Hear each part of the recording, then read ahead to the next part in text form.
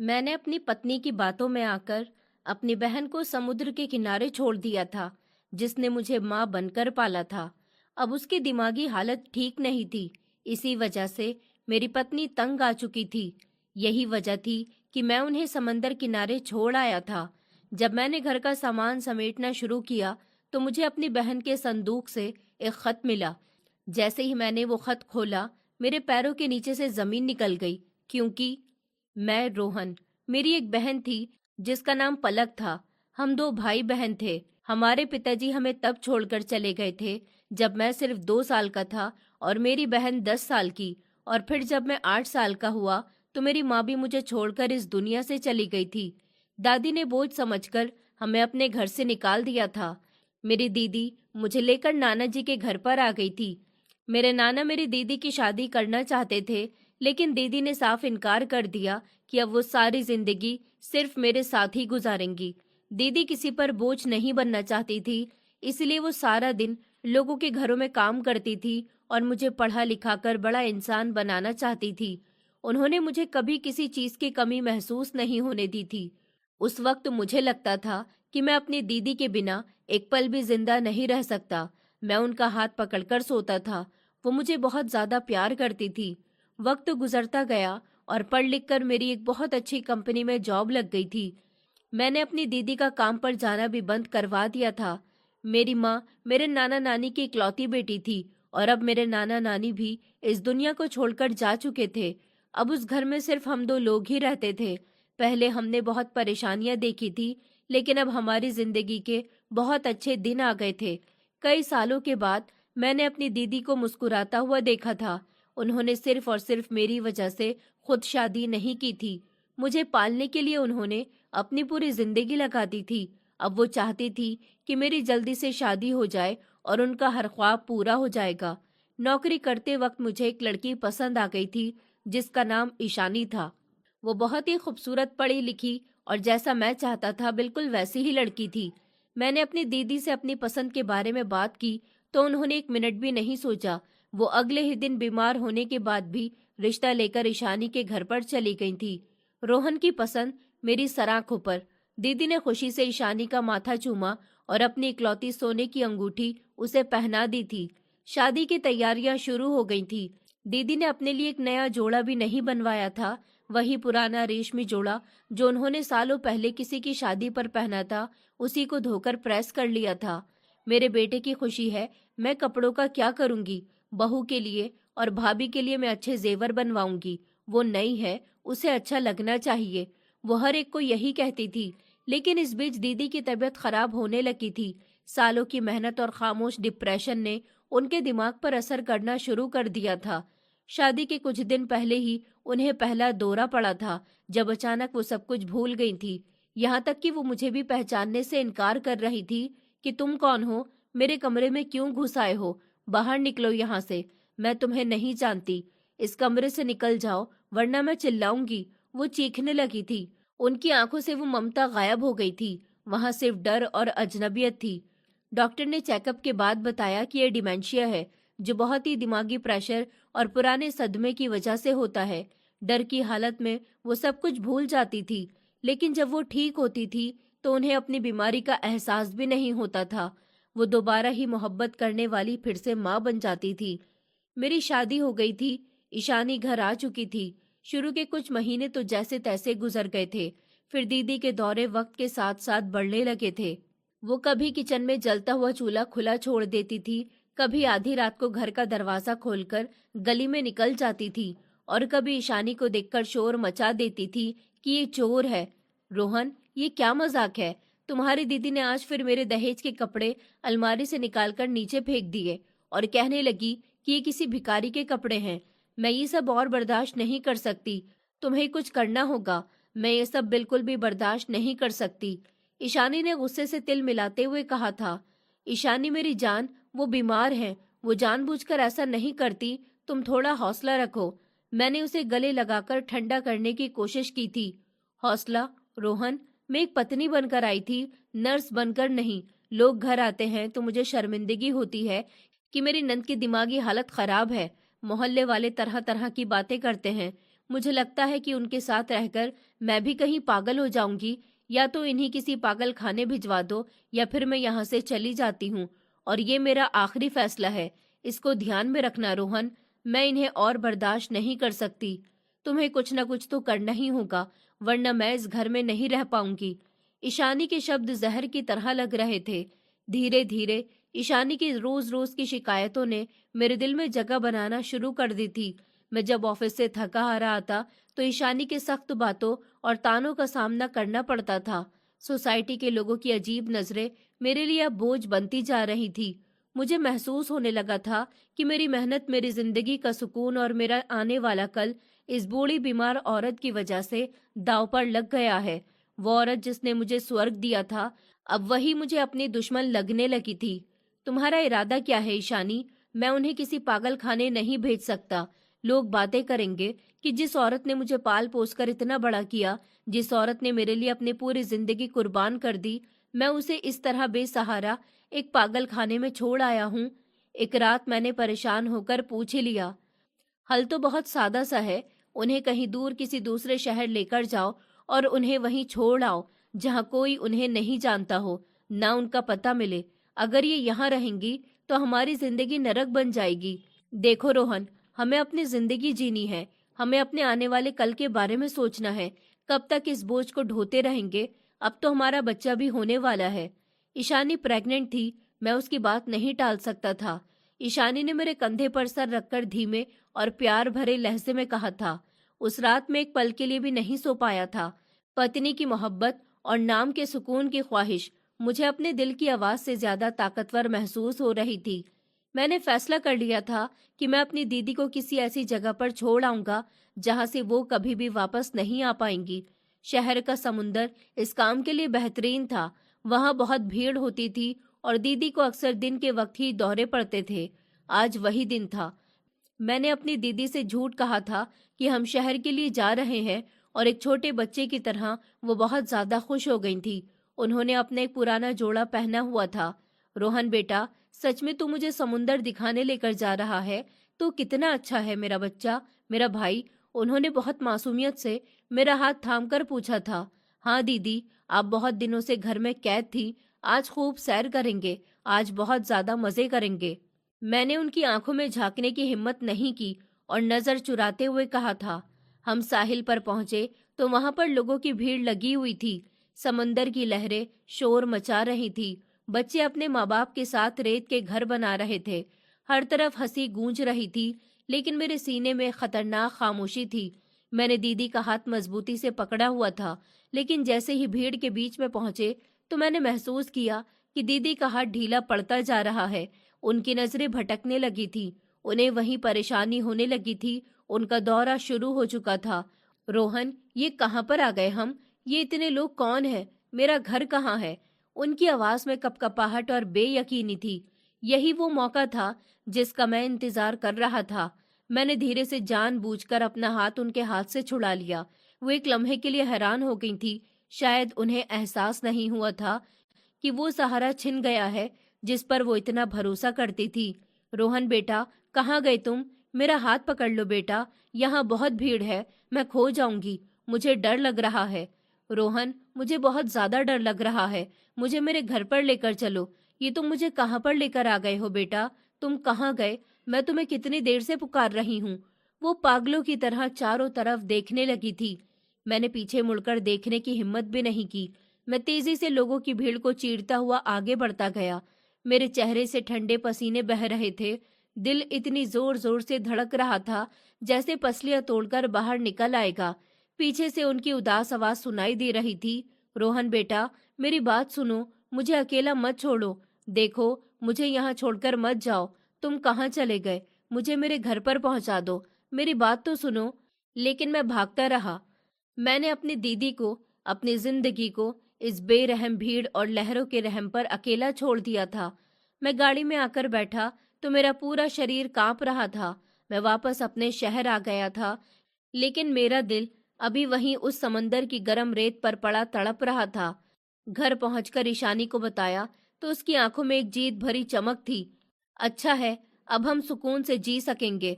हम ये घर भी जल्दी ही बदल देंगे ताकि अगर वो कभी ठीक होकर वापस आना भी चाहें तो उन्हें हमारा पता न चल सके। अब मैं उन्हें और बर्दाश्त नहीं कर सकती। तुम्हें पता है ना कि वो कैसी कैसी बातें करती हैं, बिल्कुल भूल जाती हैं एकदम। ईशानी ने आने वाले कल के रंगीन प्लान बनाना शुरू कर दिए थे। मैंने खामोशी से सर झुका लिया था।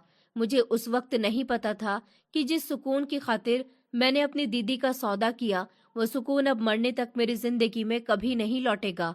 मैंने एक ऐसी आग को दावत दी थी जिसमें मुझे और मेरे पूरे परिवार को जलना था। समुद्र की वो तपती रेत और लहरों का शोर मेरे कानों में आज भी किसी चीख की तरह गूंजता था। अपने शहर वापस आने का सफर मेरे लिए किसी लाश की तरह था। ईशानी मेरे पास बैठी थी और उसके चेहरे पर एक जीत भरी मुस्कुराहट थी, जैसे उसने कोई बहुत बड़ी जंग जीत ली हो। अब सुकून हुआ ना रोहन? देखना अब हमारी जिंदगी कितनी सुकून भरी हो जाएगी। अब तुम देखना हम अपनी जिंदगी किस तरह से जिएंगे और किस तरह गुजारेंगे। हम अपनी जिंदगी में अब बहुत खुश रहेंगे, अपने परिवार को देखेंगे और आगे बढ़ेंगे। अब पीछे हम कभी मुड़कर नहीं देखेंगे। ईशानी ने मेरा हाथ थामते हुए कहा। उसके लहजे में न अफसोस था और ना ही उदासी, बल्कि एक अजीब सा सुकून था। सुकून? पता नहीं ईशानी, मुझे तो लग रहा है जैसे मैं अपने आप को भी वहीं छोड़ आया हूँ। मैंने खिड़की से बाहर देखते हुए जवाब दिया। सड़क पर दौड़ती गाड़ियां मुझे ऐसी लग रही थी जैसे वो सब मुझसे दूर भाग रही हों। ये सिर्फ शुरुआत का एहसास है। कुछ दिन गुजर गए तो तुम खुद मानोगे कि मैं ठीक ही कहती थी। एक दिमागी पेशेंट के साथ पूरी जिंदगी गुजारना कोई मजाक नहीं था। तुम जानते तो हो ना वो हमें कितना परेशान करती थी। वो कभी भी मुझे मारने लग जाती थी, कभी भी मुझे परेशान करने लगती थी और तुम्हें भी एकदम से भूल जाया करती थी। कभी तो वो तुम्हें पहचानती ही नहीं थी कि तुम कौन हो। क्या तुम्हें याद नहीं है? अभी हमारी जिंदगी के कुछ दिन और गुजरेंगे तो फिर तुम सब कुछ भूल जाओगे। जब हमारी जिंदगी में खुशियां आएंगी तो तुम उन्हें बिल्कुल ही भूल जाओगे। अपनी जिंदगी में आगे बढ़ने का सोचो बस। ईशानी ने लापरवाही से अपने कंधे उचकाए और मोबाइल फोन में मगन हो गई। घर पहुंचते ही मुझे मेरे घर की दीवारें काटने को दौड़ने लगी थी। वो लॉन जहां दीदी अक्सर बैठकर प्रार्थना करती थी अब बिल्कुल खाली और सुनसान था। किचन से उनकी खांसी की आवाज नहीं आ रही थी और ना ही कोई मुझसे ये कहने वाला था कि रोहन बेटा हाथ मुंह धो लो, मैंने तुम्हारे लिए नाश्ता बनाया है। रोहन खड़े क्यों हो गए? जल्दी से अपना सामान पैक करो, हमें कल ही यहाँ से निकलना है। तुम्हें पता तो है ना? ईशानी ने कमरे में जाते हुए कहा था। कल? इतनी जल्दी क्या है ईशानी? अभी तो हम आए हैं। मैंने हैरत से उसे देखा। तुम समझ नहीं रहे।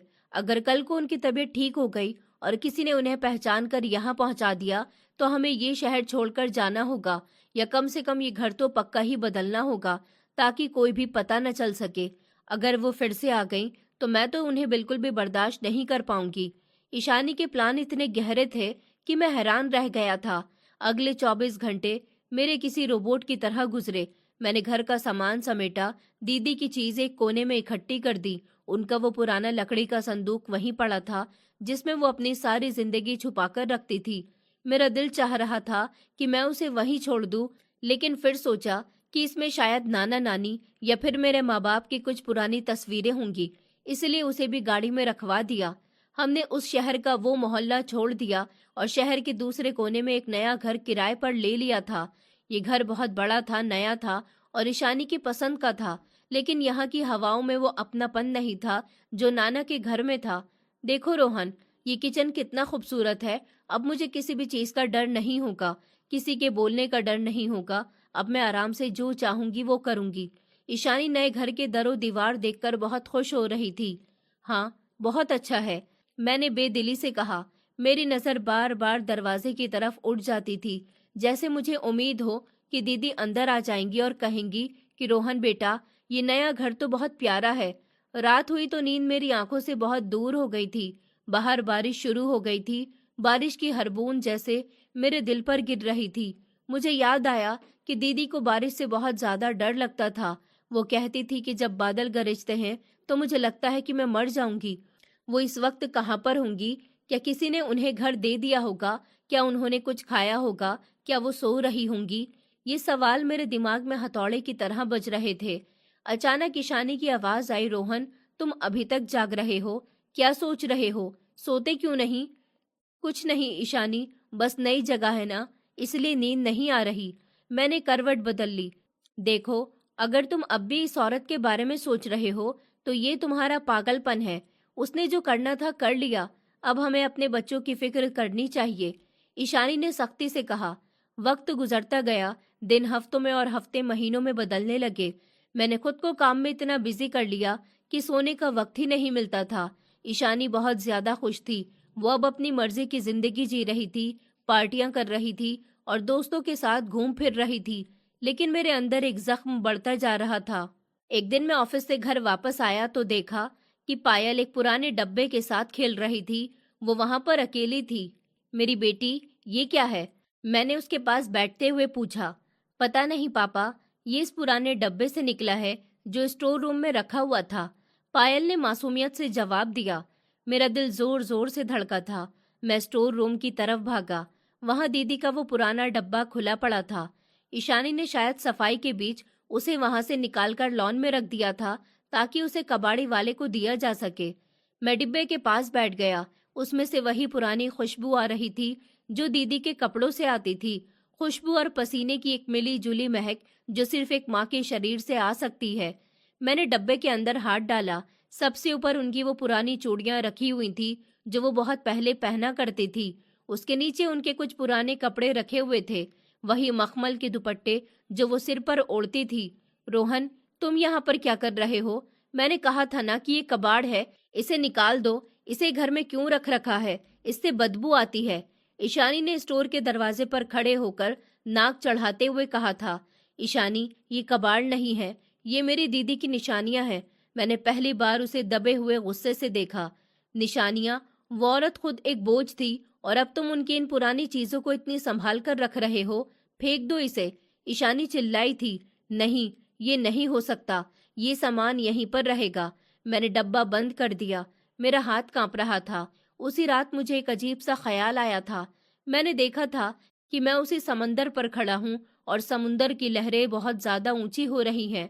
दीदी दूर खड़ी हैं और उनका हाथ मेरी तरफ बढ़ा हुआ है।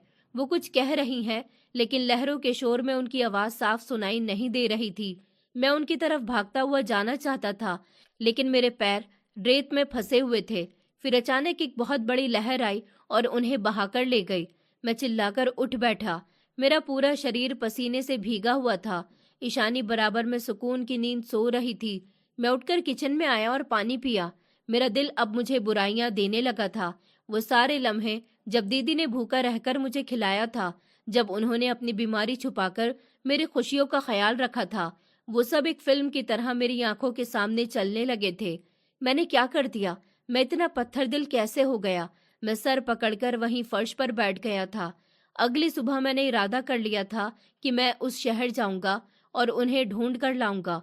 मैंने ईशानी को कुछ नहीं बताया और ऑफिस का बहाना करके घर से निकल गया। मैं सीधा बस स्टेशन पहुंचा और उस शहर की सवारी लेकर समंदर पर पहुंच गया। समुद्र पर पहुंचकर मुझे वही जगह मिल गई थी जहां मैंने उन्हें छोड़ा था। मैंने वहां मौजूद दुकानदारों घोड़े वालों से उनका पूछा था। भाई, यहाँ एक बूढ़ी औरत थी जिनकी दिमागी हालत खराब थी, क्या आपने उन्हें देखा? मैंने एक चाय वाले से पूछा। साहब, यहाँ तो रोज हजारों लोग आते हैं, हमें क्या पता होगा कि कौन सी बूढ़ी औरत? उसने लापरवाही से जवाब दिया। मैंने कई घंटे गुजार दिए, हर चेहरा देखता रहा। मैं हर चेहरे में अपनी दीदी को ढूंढता रहा, लेकिन वो कहीं भी नहीं थी। वहां की भीड़ देखकर मुझे एहसास हुआ कि मैंने उनके साथ कितनी बड़ी गलती कर दी है। वो तो शहर को भी नहीं जानती थी, वो कहाँ गई होंगी। मैं नाउम्मीद होकर वापस अपने घर आ गया था। ईशानी को मेरा ये रवैया बहुत अजीब लगने लगा था। रोहन, आजकल तुम बहुत बदले बदले से लग रहे हो, क्या बात है? उसने शाम की चाय मुझे देते हुए पूछा था। कुछ नहीं, बस काम का बोझ है, मैंने छोटा सा जवाब दिया। देखो, अगर तुम अभी तक उस बात को लेकर बैठे हो तो ये फालतू है बिल्कुल। पायल बड़ी हो रही है, हमें उसके स्कूल के लिए पैसे जमा करने हैं, हमें अपनी गाड़ी बदलनी है। इन फालतू बातों में अपना वक्त बर्बाद मत करो। ईशानी ने मुझे इतनी बातें सुनाई जैसे वो मुझे मेरी जिंदगी का तजुर्बा समझा रही हो। मैंने ईशानी की तरफ देखा। वो कितनी खूबसूरत थी, लेकिन उसके अंदर की ममता और हमदर्दी जैसे मर चुकी थी। क्या मैं भी इस जैसा इंसान बन गया था कि एक औरत की मोहब्बत में मैंने ऊपर वाले को भी भुला दिया था? उसी रात मैंने एक फैसला किया कि मैं अब खामोश नहीं रहूंगा। मैं अपनी दीदी को ढूंढ कर ही रहूंगा, चाहे मुझे अपनी पूरी जिंदगी ही क्यों ना लगानी पड़ जाए। लेकिन एक बात मुझे खाई जा रही थी, वो सच जो अभी तक छुपा हुआ था। जब मैंने दीदी को छोड़ा था, उनके चेहरे पर डर नहीं था, बल्कि एक अजीब सी खामोशी थी। क्या उन्हें पहले से पता था कि मैं ये सब कुछ करने वाला हूँ? ये सवाल मुझे बहुत बेचैन कर रहा था। मैंने सोचा कि शायद दीदी के इस डब्बे में कोई ऐसी चीज होगी जो मुझे उनके बारे में कुछ बता सकेगी। मैं दोबारा स्टोर रूम में गया और डब्बा खोला। इस बार मैंने एक एक कपड़े को गौर से देखना शुरू कर दिया। उनका वो जोड़ा भी था जो उन्होंने मेरी शादी पर पहना था। मैंने उसे उठाया तो वो बहुत भारी सा लग रहा था। उसके अंदर कुछ था। मैंने उसे हटाकर साइड में कर दिया। उसके नीचे एक और सूती जोड़ा था, वो भी बहुत भारी हो रहा था। मैंने उस सूती वाले जोड़े की तह खोली तो मेरी आंखें खुली की खुली रह गईं। उस जोड़े के अंदर दीदी के नकली झुमके और एक कागज निकला। वो कागज नहीं बल्कि एक रसीद थी। किसी ओल्ड होम की रसीद नहीं, बल्कि वो एक वसीयतनामा था जो नाना ने मरने से पहले दीदी के नाम किया था। इसमें लिखा हुआ था कि नाना का वो घर जो मैंने दोबारा बनवाया था, वो अब कानूनी तौर पर दीदी के नाम था। मैंने तो सिर्फ उसमें मरम्मत करवाई थी, लेकिन उसकी असली मालकिन मेरी दीदी थी। मेरा सर चकराने लगा था। अगर वो घर दीदी का था तो मैंने उन्हें उनके ही घर से निकाल दिया था। मैंने ईशानी के कहने पर उनका हक छीन लिया था। रोहन, तुम फिर यहाँ कबाड़ में आकर बैठ गए हो। ईशानी की आवाज ने मुझे चौंका दिया था। मैंने जल्दी से वो रसीद छुपा ली। ईशानी, अगर दीदी वापस आ गई तो क्या तुम उन्हें अपनाओगी? मैंने उसकी आंखों में देखकर पूछा। कभी भी नहीं। वो परेशानी अब बंद हो चुकी है रोहन। अब उसे दोबारा खोलने की कोशिश मत करो प्लीज। मेरी जिंदगी बहुत अच्छी गुजर रही है। तुम मेरी जिंदगी बर्बाद करने का मत सोचो। मैं बहुत ज्यादा खुश हूँ। मेरी जिंदगी बिल्कुल मेरे हिसाब से गुजर रही है। मैं नहीं चाहती कि फिर कोई परेशानी आकर मेरी जिंदगी को खराब कर दे। प्लीज आगे से अपनी दीदी के बारे में मुझसे बात मत करना, और मैं उन्हें कभी भी इस घर में दोबारा नहीं देखना चाहती। मैं बहुत खुश हूँ, तो मुझे खुशी रहने दो। ईशानी ने दो टुक लहजे में कहा और वो वहां से चली गई। मैं वहीं अंधेरे में बैठा रहा। मुझे अब एहसास हुआ कि मैंने सिर्फ अपनी दीदी को नहीं छोड़ा था, बल्कि मैंने अपनी इज्जत भी दांव पर लगा दी थी। वो डब्बा मेरे लिए सिर्फ एक लकड़ी का डब्बा नहीं था, बल्कि वो एक राज की किताब थी जिसके हर पेज पर लिखा हुआ था कि मैं मुजरिम हूँ। लेकिन अभी असली सच्चाई आनी बाकी थी। वो खत जो दीदी ने मेरे लिए रखा था, वो अभी तक मेरे सामने नहीं आया था। मुझे नहीं पता था कि दीदी ने मेरे हर इरादे को पहले से ही भांप लिया था। वो दिमागी पेशेंट जरूर थी, लेकिन एक माँ की ममता कभी भी बीमार नहीं होती। मैंने डब्बे को दोबारा बंद कर दिया, लेकिन मेरा शरीर कांप रहा था। मुझे लग रहा था कि दीदी कहीं पास ही हैं और वो मुझे देख रही हैं। दीदी, मुझे माफ कर दीजिए। मेरे होठों से एक दबी दबी सी आवाज निकली थी। बाहर रात का अंधेरा गहरा हो चुका था और मेरी गलतियों का बोझ भी अब मुझे उस रास्ते पर चलना था जहां पछतावा ही पछतावा था, लेकिन मंजिल का कोई नामो निशान नहीं था। मेरी जिंदगी की असली परेशानियां तो अब शुरू होने वाली थी। वक्त इतनी तेजी से गुजर रहा था, लेकिन मेरे लिए जैसे वक्त थम सा गया था। नए घर की खुशियां, महंगा फर्नीचर और ईशानी की हंसी, उसकी बातें, ये सब मिलकर भी मेरे अंदर के इस सन्नाटे को खत्म नहीं कर पा रही थी जो दीदी के जाने के बाद पैदा हुआ था। मैं अक्सर रातों को उठकर लॉन में बैठ जाता था और घंटों उस दीवार को देखता रहता था जहां से परिंदे उड़कर कहीं और दूर चले जाते थे। रोहन, तुम फिर यहाँ बैठे हो? क्या तुम्हें अपनी सेहत का कोई भी ख्याल नहीं है? क्या तुम्हें अपनी तबीयत खराब करनी है? क्या तुम्हें हमारी कोई फिक्र नहीं है? ईशानी ने लॉन में आते हुए गुस्से से पूछा था। उसकी आवाज में अब वो मोहब्बत नहीं थी, बस एक सख्ती सी रहने लगी थी। सेहत? ईशानी, क्या तुम्हें कभी महसूस होता है कि इस घर में हम तीन नहीं बल्कि चार लोग रहते हैं? मैंने खाली खाली नजरों से उसे देखा था। मेरी आंखों के आसपास काले गड्ढे पड़ चुके थे। तुम्हारा मतलब क्या है? देखो रोहन, वहम का कोई इलाज नहीं होता। तुम फालतू में एक गुजरी हुई बात को जिंदगी बना रहे हो। क्या तुम उस बात को भूल नहीं सकते? क्या तुम ये नहीं सोच सकते कि हमारी जिंदगी में अब कितनी खुशियां हैं, हम कितने खुश रहते हैं? क्या तुम ये नहीं सोच सकते कि हमारे बच्चों का आने वाला कल क्या होगा? क्या तुम उनके लिए कुछ नहीं कर सकते? क्या तुम सिर्फ अपनी दीदी के बारे में ही सोचते रहोगे? मैंने तुमसे कितनी बार कहा है कि तुम उन्हें भूल जाओ, अपनी जिंदगी में आगे बढ़ने की कोशिश करो, लेकिन तुम मेरी बात सुनते ही नहीं हो। ईशानी ने लापरवाही से कहा और अपने बाल ठीक करने लगी। उसे अब सिर्फ अपने खूबसूरती और सोसाइटी की फिक्र रहती थी। वो गुजरी हुई बात नहीं है ईशानी, वो मेरी दीदी थी। मैंने धीमे लेकिन मजबूत लहजे में कहा।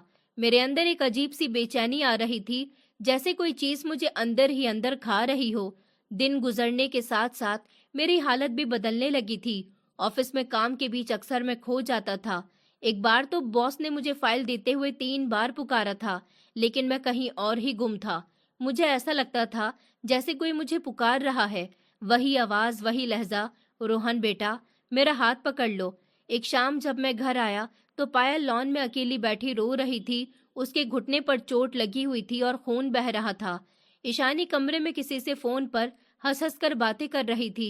ईशानी, पायल को चोट लगी है और तुम यहाँ पर फोन पर लगी हुई हो। क्या तुम्हें अपनी बच्ची की भी फिक्र नहीं है? तुम अपनी जिंदगी में इतनी मगन हो गई हो कि तुम्हें अब किसी और चीज की परवाह ही नहीं है। तुम देख नहीं रही कि पायल के कितनी चोट लगी हुई है, उसके खून निकल रहा है। मैंने गुस्से से चिल्लाते हुए कहा था। मेरे अंदर का दबाव आज फट चुका था। ओह, तो क्या हुआ? बच्चे गिरते ही रहते हैं, तुम इतना गुस्सा क्यों कर रहे हो? इतनी भी कोई बड़ी बात नहीं हुई है। बच्ची है, गिरती रहेगी, जभी तो बढ़ेगी। तुम्हें इतनी फिक्र करने की जरूरत नहीं है, वो ठीक हो जाएगी। ईशानी ने फोन कान से हटाए बिना जवाब दिया। उसके लहजे की सख्ती ने मुझे हिलाकर रख दिया था। मैंने पायल को गोद में उठाया और उसकी चोट को साफ करने लगा। अचानक मेरे दिमाग में एक तस्वीर आई। बचपन में जब मुझे चोट लगती थी तो दीदी तड़पने लगती थी। वो खुद भूखी सो जाती थी, लेकिन मेरे जख्म पर पट्टी बांधने के लिए पड़ोसी से मरहम मांग कर लाती थी। उन्होंने मुझे कभी किसी चीज की कोई कमी नहीं होने दी थी। उन्होंने मुझे मेरी जिंदगी की हर खुशियां दी थी। पापा, आप क्यों रो रहे हैं? पायल ने मासूमियत से मेरे आंसू साफ करते हुए पूछा था। कुछ नहीं बेटा, बस आंख में कुछ चला गया था। मैंने उसे अपने सीने से लगा लिया। इस लम्हे मुझे एहसास हुआ कि ममता क्या होती है, और मैंने अपनी औलाद को इस खुशी से दूर कर दिया था। उसी रात मुझे पहला दौरा पड़ा था। मैं सो रहा था कि अचानक मुझे लगा जैसे कमरे में धुआं भर गया है। मैं हड़बड़ाकर उठा और इधर उधर भागने लगा। मुझे अपना नाम, अपना घर, यहाँ तक कि ईशानी का चेहरा भी अजनबी लगने लगा था। कौन हो तुम? मैं यहाँ कैसे आया? मेरी दीदी कहाँ है? मैंने ईशानी को झंझोड़ते हुए पूछा था। मेरी आवाज में एक अजीब सा डर था। रोहन, ये क्या कह रहे हो? होश में आओ। मैं ईशानी हूँ, तुम्हारी पत्नी। वो बुरी तरह डर गई थी।